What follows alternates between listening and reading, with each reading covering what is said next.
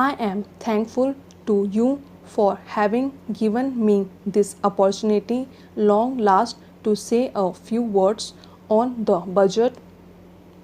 Already much has been said, and I think the finance minister has come in for his share of congratulations as well as criticism. So there is not very much to say, but I should like to say a few words. The increased development expenditure and the absence of any new taxation has earned for the budget a good response even from the businessmen. I especially welcome the relief given to the middle classes by raising the exemption limit of income tax in respect of personal income. No doubt this is some relief to the middle classes, but I would request the finance minister if he could to raise this exemption limit from rupees 4,000 to rupees 6,000, as that would give substantial relief to the middle classes. I am indeed glad that the Taxation Inquiry Commission has been appointed with Dr. John Mathai as the chairman, and I am sure that many of the vexed problems may be solved through this commission. At the same time, I would request the finance minister to put off the estate duty bill for the present, since this inquiry commission has been appointed and they may go into this question. For I feel that it is not an opportune moment to put on more taxes on the people.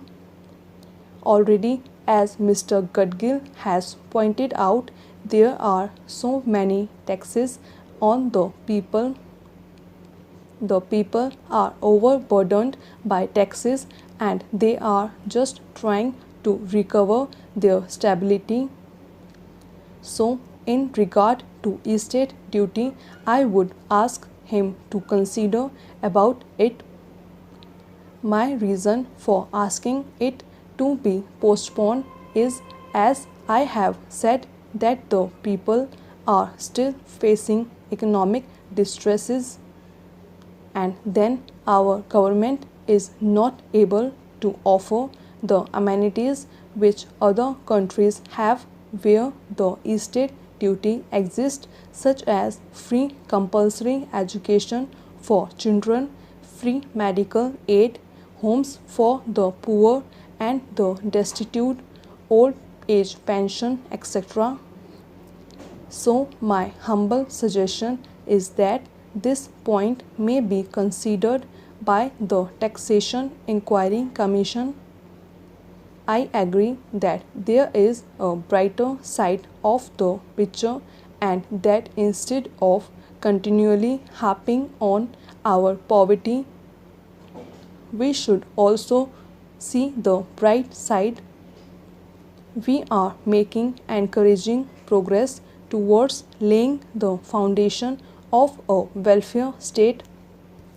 In regard to the amending provision, I want to know from the minister that would be his difficulty even if minor offences are taken to courts of law. For instance, the Motor Vehicles Act deals with various offences, both major and minor, and various minor offences under the Act are taken to courts and people are prosecuted. What is the difficulty in taking these cases of a minor nature to courts of law? There the people will have some safety that they will get a hearing, and if the offences are really offences, then they would be prosecuted. Otherwise, they will be acquitted.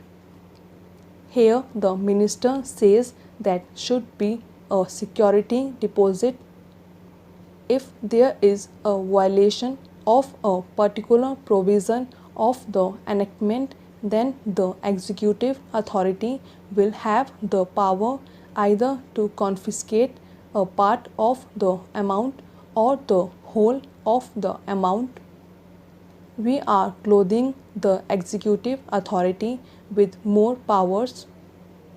I do not grudge giving powers to the executive authority provided they are used properly and effectively and in a most fair manner. But unfortunately, there have been discriminations apart from the ineffectiveness of the various provisions. Wherever these provisions were used, there had been discriminatory use of these provisions against a few or in favor of a few. Normally, when officers are clothed with more powers, there is large scope for corruption. I feel that it would be desirable to avoid such malpractices, and it would be desirable.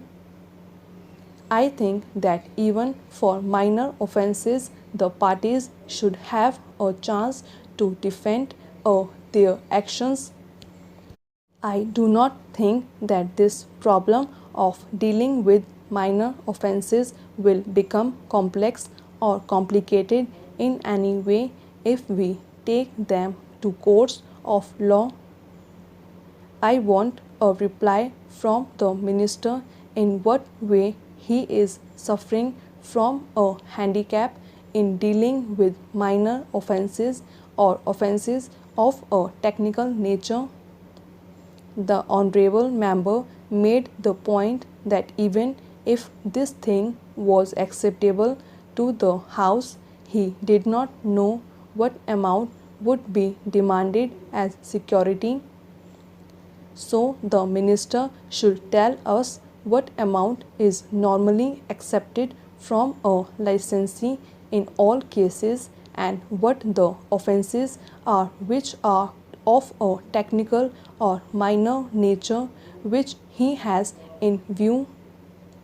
We are not told which are major offences and which are minor offences. Clarifications on these points are necessary. I wish that the Act which came into effect long ago was implemented properly. I know that the Minister here is very honest in implementing it